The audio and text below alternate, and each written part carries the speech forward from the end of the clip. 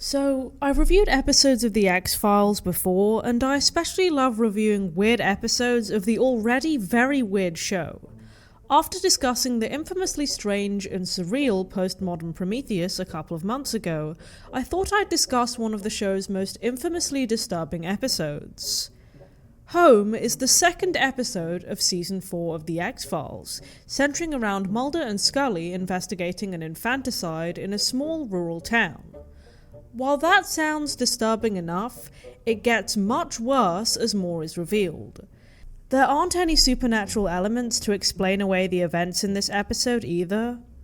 In fact, Home was considered so disturbing upon its initial airing that Fox banned it from reruns immediately after its first broadcast in 1996, and only re-aired it for a Halloween special in 1999. The episode remains notorious for being the first and only episode in the entire series to receive a TV MA rating, usually equivalent to an 18 in the UK. So, does Home deserve the reputation it has? Let's find out. Without further ado, on with the review. Holos is life, Holos is life, Holos is life, Holos is life, Holos is life, sleep all night and then Holos is life. The episode's opening is pretty horrific, and I'm pretty sure this is the main reason it was initially banned. To make a long story short, on a stormy night, a woman gives birth and the newborn is immediately buried alive outside by three men, with one of them sobbing in the background. Can't really blame the guy, this is really horrible. The sinister music playing here, combined with the thunder and lightning, really emphasizes the horror elements of the scene, and sets the tone perfectly for the rest of the episode. Maybe I'm showing my age here, but this just makes me think of later media like Crybaby Lane and Wrong Turn. Anyone else getting that vibe? Following the opening, some boys are playing baseball near a house they say belongs to the Peacock family. One of the boys alerts the others that there's a small hand sticking out of the ground, and we cut to Mulder and Scully arriving to investigate. They're greeted by Sheriff Andy Taylor, played by Tucker Smallwood, who thanks them for their willingness to help with the case. He reveals that Home's population is very small, only a few hundred people, and tries to skirt around the topic when questioned about the Peacock House. Apparently, the parents of the three brothers were in a car accident and were never seen by the public again after their children took the bodies home with them, so they were presumed dead. The Peacocks have apparently lived in that house without modern amenities since the Civil War, and raised their own livestock. Kind of a lousy police force for not looking into it further really, but Sheriff Taylor is convinced the Peacock brothers are mentally disabled and would rather not disrupt the townsfolk's lifestyle with some big scandal. Again, I think it's a bit naive considering what's happened. The sheriff's office doesn't have a lab or a morgue, so Scully has to conduct the autopsy in the bathroom, which is even more depressing. To make matters worse, she immediately notices symptoms of some of the most severe congenital conditions known to medical science, just by looking at the body. This leads her to suspect that the child is a product of inbreeding, and with no obvious female relatives in the Peacock house, she concludes the brothers might have kidnapped a victim. Mulder and Scully then technically commit a crime themselves by unlawfully entering the Peacock residence, where they find a bloody shovel, a pair of scissors, and footprints inside. A mysterious person unnoticed under the bed is also seen watching them. Spooky. Still, the evidence the agents uncover gives them enough reason to file arrest warrants for the brothers, Edmund, George, and Sherman. The fact that this scene takes place at night, and that Taylor checks his gun, really gave me a bad feeling. I've seen enough horror films to know where this is going. I'm sorry, but did bro just drink petrol? Okay, let's move on. The Peacocks get in their car and drive to the Taylor residence to enact their revenge. A cover of Wonderful Wonderful by Johnny Mathis plays, and when Taylor and his wife go to bed, they are brutally beaten to death by the Peacocks. While this goes on, Mulder watches a nature documentary with some pretty fitting commentary.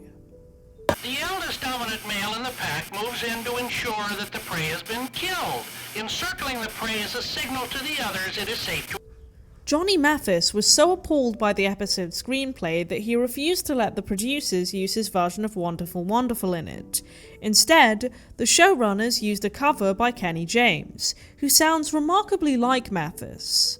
Sometimes we walk hand in hand by the sea. Sometimes we walk hand in hand by the sea.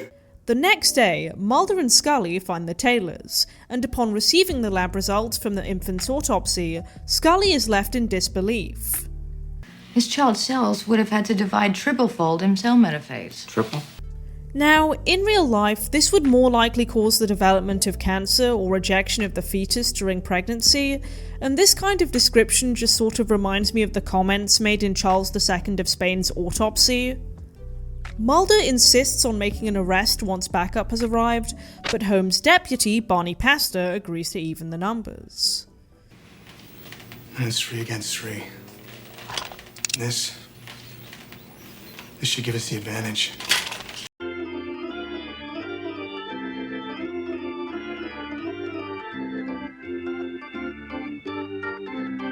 In another horrific scene, we see one of the brothers feeding the captive woman regurgitated food, and she tells them to prepare to defend their home. Since Pastor is the only non-regular character in our trio of heroes, he's immediately decapitated by a booby trap, and is implied to be torn apart by the brothers. This is, once again, absolutely horrible, and incredibly gruesome even for a weird show like this. To distract the brothers, Mulder and Scully release their pigs and make their way into the house. The captive woman under the bed is revealed to be a quadruple amputee, and Scully realizes she is Mrs. Peacock, the brothers' mother. Mrs. Peacock claims that congenital insensitivity to pain runs in their family, meaning that they can't feel physical pain due to dysfunctional nerve cells. I mean, she seemed to be in pain in the opening scene, although that may have been emotional distress rather than physical pain. The Peacock brothers realize that Mulder and Scully are inside the house and launch an attack. A fight breaks out where Sherman is killed after being shot several times, while George accidentally triggers one of their own booby traps and dies as well. In the aftermath, Mulder and Scully notice that both Edmund and Mrs. Peacock are missing. In the final scene of the episode, Mrs. Peacock gives a voiceover from the boot of their Cadillac, vowing to create more peacocks and find a new place to call home. Edmund is seen climbing out of the boot, and they drive away while Wonderful Wonderful continues to play on the radio. So, what did I think of Home overall? It's certainly memorable, and I can understand why it was so controversial when it came out. Home relies heavily on shock value, which wasn't that common for network television at the time, and utilizes well-established tropes from horror and exploitation movies. For one, the episode is set in a pretty isolated and claustrophobic rural town, with the setting not being explored in too much depth. There are only scenes inside and around the Peacock house, Mulder and Scully's accommodation, and the Taylor residence. We don't explore much further than that. The regular folk versus inbred family convention is also present, and I was half expecting the Peacocks to be cannibals too the first time I watched this, as, other than the ones I mentioned earlier, early cannibal boom films like The Texas Chainsaw Massacre and the original The Hills Have Eyes did come to mind. There's also the typical old trick of playing an old song that's generally thought of as a happy tune over a scene of something horrific happening to create tonal contrast and make a viewer feel uncomfortable.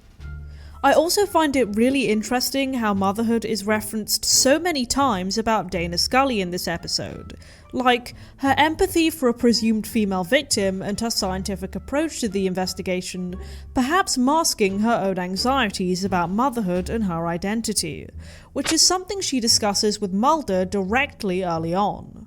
I guess I was just projecting on myself. Why, is there a history of genetic abnormalities in your family? No. When confronted by Scully about her methods, Mrs. Peacock also belittles what she has to say based on the, albeit correct, assumption that she isn't a mother. I can tell you don't have no children. Maybe one day you'll learn. the pride, the love. This makes me think that writers Glenn Morgan and James Wong had been at least considering a rather infamous story arc from pretty early on, because spoiler alert, after being abducted in Season 2, Scully is thought to be infertile from Season 5 onwards, but becomes pregnant at the end of Season 7. Confusing, I know.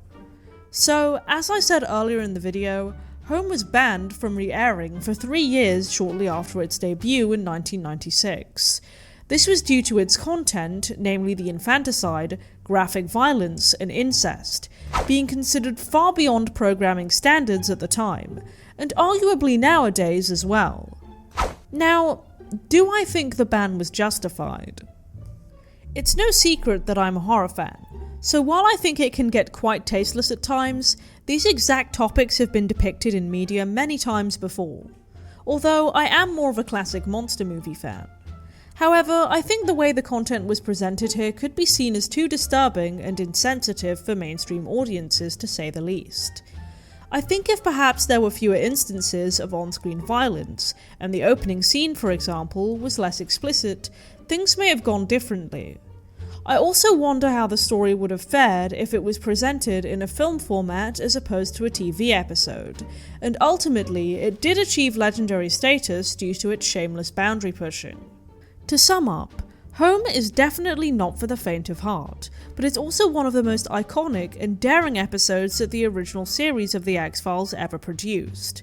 Regardless on where you stand on whether it crossed the line or not, I think it's undeniable that it had a huge impact on the show and horror media in general. Well, that's all for this video. Don't forget to like and subscribe, and as always, thanks for watching. The blue and green ones are my favorite kind, but I'll eat the colored ones from time to time. Cause Polos is life, Polos is life, Polos is life, Polos is life, Polos is life, Polos is life. Sleep all night and then Polos is life.